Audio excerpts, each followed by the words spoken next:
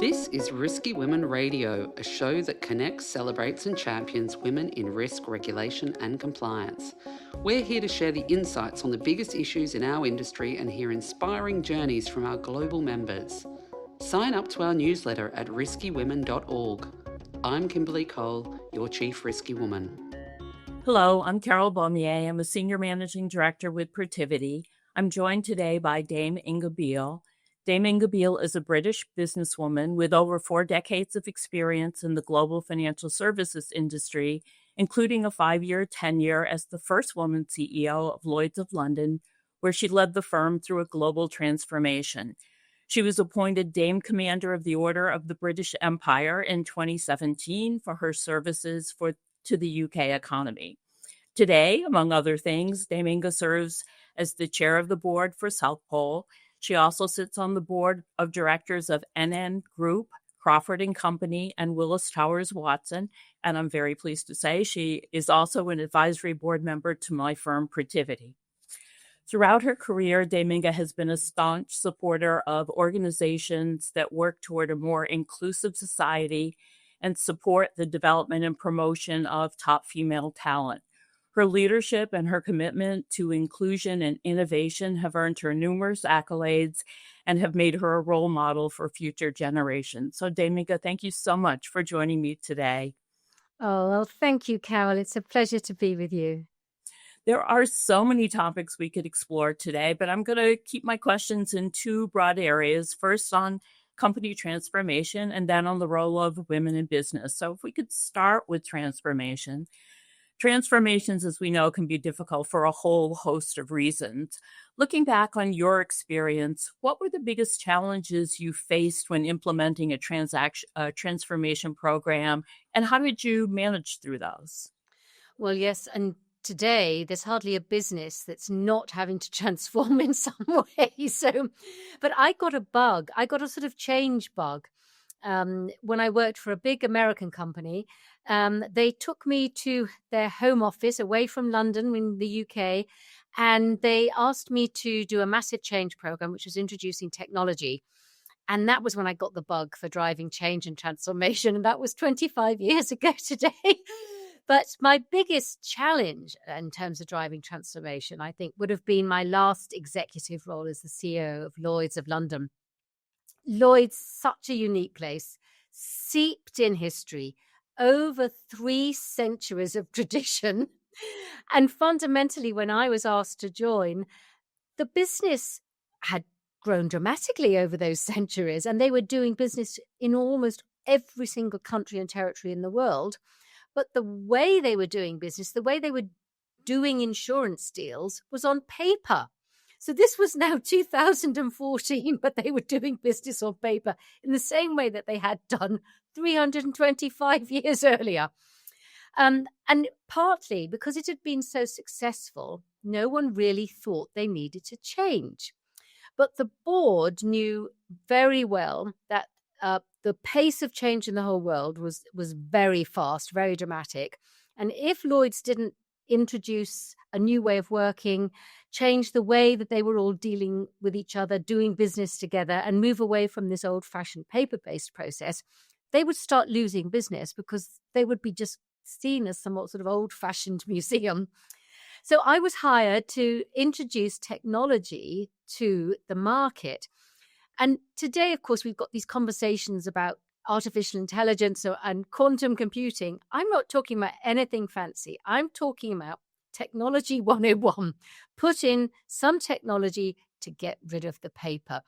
And so it was basically a sort of electronic trading platform. It was a marketplace, or Lloyd's is a marketplace. So hundreds of companies doing business together.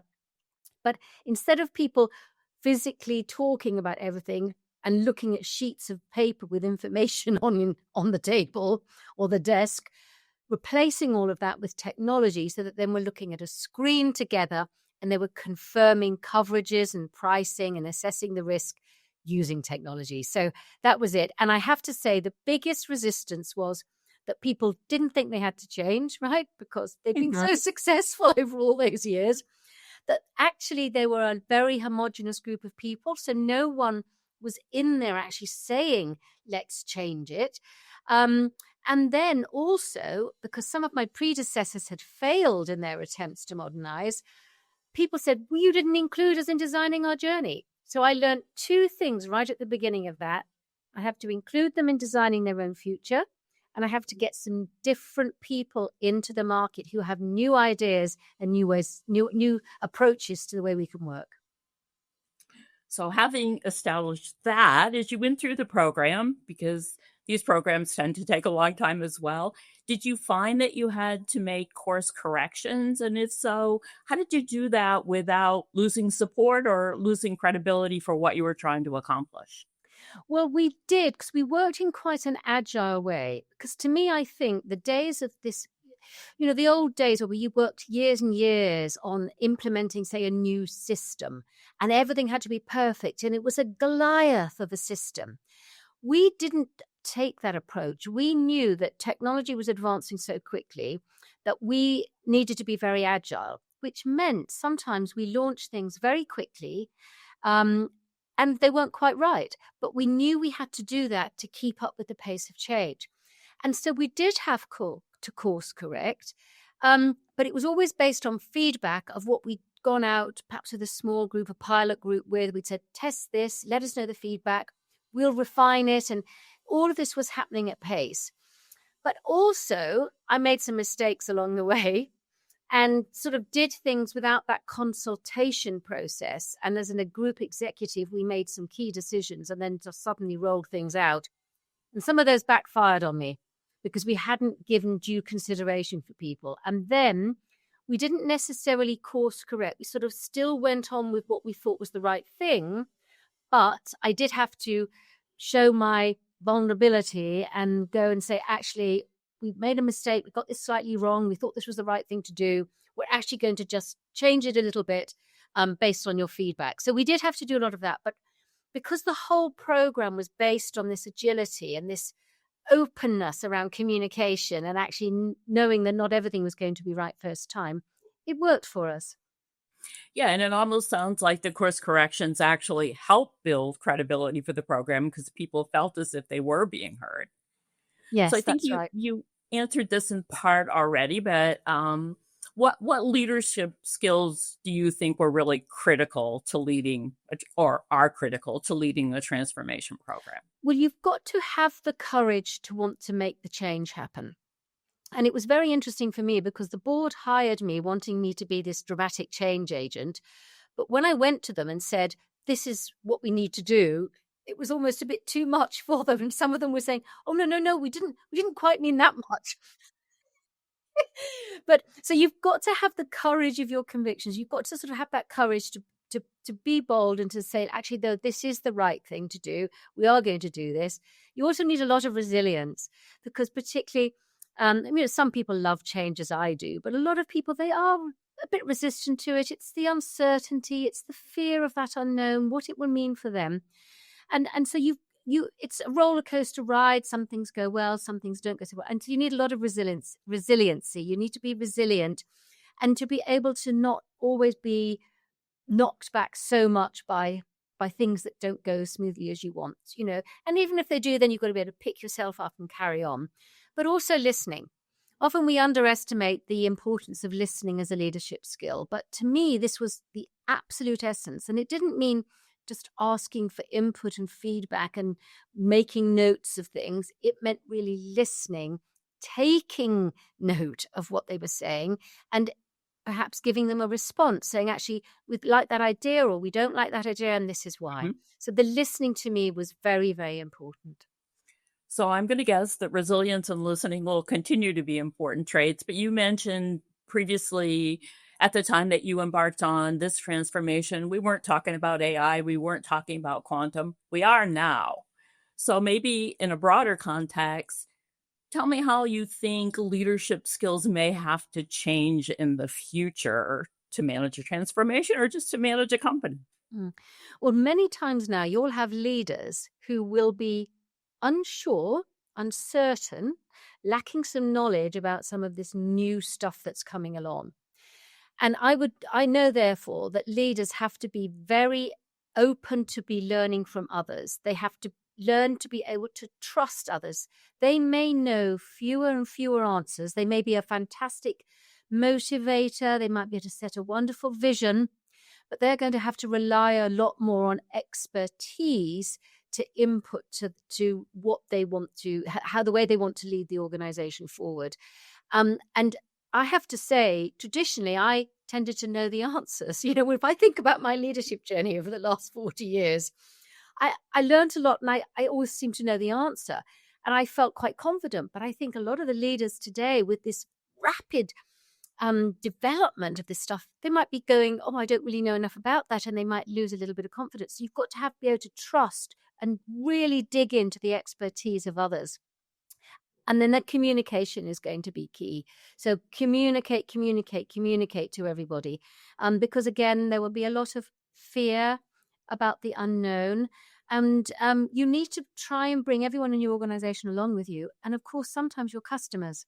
Because it's, you know, remember, some of your customers some of them may be demanding things. Some of them may be very fearful of what this will mean. Will their service be better? Will it be worse? Will the product offering be better or worse? And all of these sorts of things. So this idea that you've got to really work with people is going to continue. People today are not going to be happy with just being ordered around and told what to do. So this idea that you can actually bring people along with you and develop things together is going to be a very important thing. Does that imply that we need to look for different types of people to be leaders in the future? Is it a different market for leaders? And I think the way I look at leadership these days is that it can depend what stage your business is in or your organization is in, whether it's really leading edge, whether it's stuck in the past and you need to take a few, modernizing steps, if it's very customer focused, there are many aspects to this. So I wouldn't like to say that there's only one leadership style. And in fact, when I was at Lloyd's, I felt I was the right person then because I was so pushing the boundary for the market because it needed it at that time to sort of accelerate things and get things moving. But then after that initial acceleration, the ball started to roll a bit more on its own. And there was enough knowledge and innovation happening in the market because we embedded an innovative culture. So actually, it didn't perhaps need someone as sort of out to the left field as me. So I think each business actually will need a certain type of leader for a certain period of time in its development and its journey. Great. This episode is brought to you by Protiviti. Protiviti is a global consulting firm with deep expertise in transformation, risk management, and compliance. Partner with Protiviti. So let's turn now to women in business. So maybe I could ask you to tell me, first of all, was there a turning point or a particular moment that significantly impacted your career trajectory? Several. But I know we haven't got all day to talk. So I'm going to start with one, which was the very first thing that happened to me in terms of my step onto the career ladder. I had actually been working for 12 years by this stage. I was working in the financial services sector in the heart of the London financial district, the city of London. I was working there and I'd been there for 12 years. Never managed anyone. I was a team contributor. I was an underwriter. And it never had occurred to me to be promoted and sort of be ambitious and look up there and think, I want that top job. But the company I worked for, it had a talent management program, and it was specifically looking at who was making up their leadership and saying, oh, this doesn't look as though it's representing the world population. It doesn't look as if it's representing the overall working population anywhere. So they wanted to do something about it. And they said, look, we're going to have a specific element of our program, our talent management program, which is going to be for women. And they were proactively promoting women. And this was in the 90s. So I'm talking 1994. I'm not talking anything today. And we're still sort of debating a little bit about this. But they were putting targets for their managers back in the 90s to say, you've got to start promoting women. because they knew that their pipeline was so narrow to get up to the top. So I was one of those women who was proactively promoted because I was a woman, and I was working in a very male environment, so there was no one else to promote. I was the only one, So I got the promotion. And at first I actually said no. I was so nervous. I didn't have the courage to actually take it at that time. I changed a lot since then. But the company supported me. The CEO of the business, I was in London at the time for this big US company. The CEO in London, he really wanted to get his bonus, but he wanted to promote me. So the company supported me. He supported me. They got me over that hurdle of not having that confidence. And then I took the job. And fundamentally, that was the sort of start of learning how much I love to lead people. And that was my leadership journey. And it didn't stop. And I got to be the CEO of Lloyd's. And it's quite amazing because in the 80s, when I joined the insurance sector, Lloyd's to me looked like the most frightening place to a young woman. I didn't want to go in the building. It was so scary. And then I ended up being the CEO all those years later. And I had no idea that would happen to me. But it was fundamentally because of that head start, or that help I got from that company. Yeah, that's great. So I also came up in the financial services industry. So tell me, from your perspective, how did you handle the biases you encountered through your career? At the beginning, I was kind of angry, I think. I mean, what I did when I really first started work was I tried to not stand out. This is what you do, right? You're the only one, you're the different one, the odd one out. And at first, I did not want to be different. I really didn't. I wanted to be the same. I wanted to blend in. So I behaved as much like a man as I could. I did all the things that I could socially with my male co-workers and colleagues, just so that I could fit in and not stand out. That was sort of my initial approach. But then a few things happened, and then I got very angry and I got resentful and things like that. And so I sort of went through a phase then. In fact, I did walk out of a job once when a sexist thing happened. And I vowed to myself I'd never work in financial services again. I went off traveling for a year, completely on my own with a backpack. I hadn't planned this, so I hadn't saved up any money, so I was doing it on the cheap. But I really didn't think I could stick it out, this anger, and I had no intent to really fix it. I just went off. But after a year out, I learned a lot. I met a lot of interesting people, particularly when you're backpacking around the world with no money. You meet very interesting people. And I just grew a lot myself. And I ended up going right back to my employer that I'd walked out on a year earlier. So that's how it worked out for me. But that was it. But later on, more and more, I became a manager and leader of people. And I realized, I don't know, I was much more aware of some of the biases, and I thought, I've got to do something about this. So I started giving talks. Any women's network event that came along, I would sort of give a talk, and then I would get feedback from people saying, "Oh, that was so inspirational. I've just had this experience," or whatever. And I was able to give little tips about something that I'd experienced and how I got over it and my approach to it. And then I suppose the more senior I got, yes, I still had some biases, but you're less aware of them when you've got to be the CEO. And in fact, you're not so aware of what's still going on. And I was at a networking event in London in the insurance market with, it's a women's network that's been going for some years. And I was speaking to the 30-somethings, maybe early 40s. And I asked them, how is it? Because I assumed it would be very different to my world when I was their age. And they said, some of them said, it still feels like a battleground. Not all the time, but every now and then it just feels like I'm in a battleground and I'm not really one of the chosen ones. So I know that there are still some biases going on. And often it's the small things, the policies and practices that firms put out or organizations put out. They're one thing, but it's the little behavioral things, the little comments, and they can build up, whether it's microaggressions or, as we call, they can build into micro stresses for you if it's this sort of little negativity. And they're the things that are the most difficult to solve in an organization, and also the most perhaps difficult for an individual to handle. So I was going to ask how much progress you think you've seen over your career, and how do we make more progress? Well, I know that there's been progress because, you used to be able to count on your hand the number of female CEOs of insurers around the world. Now, 2 hands isn't enough. So I know that there's been progress.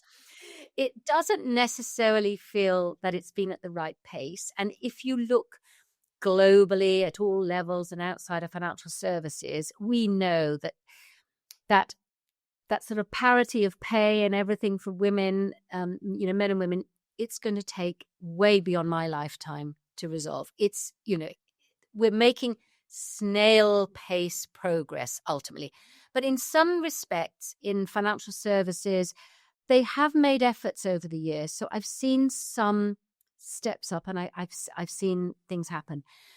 And I do get asked often to give talks to organizations, how, based on my experience, how can I help you put in a program, or what do you need? And I say, you know what? You actually need to ask more the women of today, because I believe that my knowledge of being in my 30s, it's out of date now. The world has changed. And it's very important, I think, to speak to the people involved who are working for you to say, what do you need?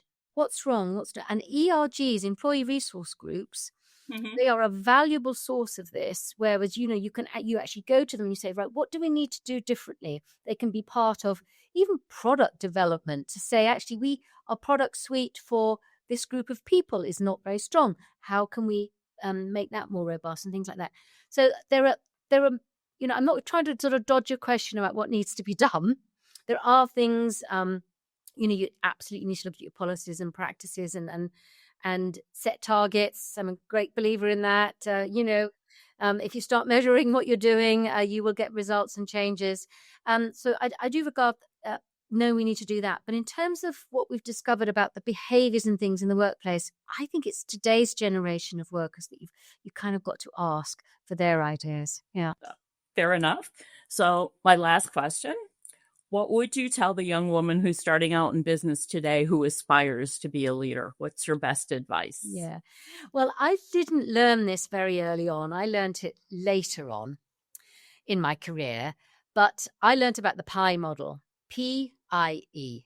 It's very simple, and there may be other acronyms and other ways to describe this, but I learned this quite late on. You've got to have all 3 of them. You've got to have the P, the I, and the E. The P is the performance. So you've got to do well at your job. So make sure as you're starting out on your career, you get known for to be a great expert in something. So my recommendation is always don't go too broad, because you need to be able to really excel in something early on, become an expert, and really be able to perform. So the P is the performance. You've got to focus on that. But also think of your I, your image. Just think of how you're coming across to people. And usually you have to ask others, because often you don't know. You think you might be coming across like this, but actually until you hear the feedback from others, you don't really know. So always get good, open, honest feedback. And seldom do we like to do that in the workplace, but I encourage you to seek it out. So work on your image, know and actually understand how you're coming across. And then the third piece is the E, the exposure. Oh, you need to work on this. You've got to be strategic about it. Means you've got to really think about who you're getting exposure to. If you're going to a networking event in person, don't you normally just go to the people you already know? No, you mustn't. You've got to go to the people you don't know. If you can work with your line manager, you can actually say, look, may I stand in or attend this in your place because you're not available for this meeting? They can help you do that. They can make introductions. You can have mentors. Work on the exposure, because the more senior you get, the more important that is. It's who you know. So the exposure almost is the bigger piece of the pie that you need to focus on. Thank you so much. Thank you for sharing your story and your advice with us. Thank you, Carol. Thank you for listening to this episode of Risky Women Radio. Be part of the ongoing conversation and learn more about our events and other programs at riskywomen.org.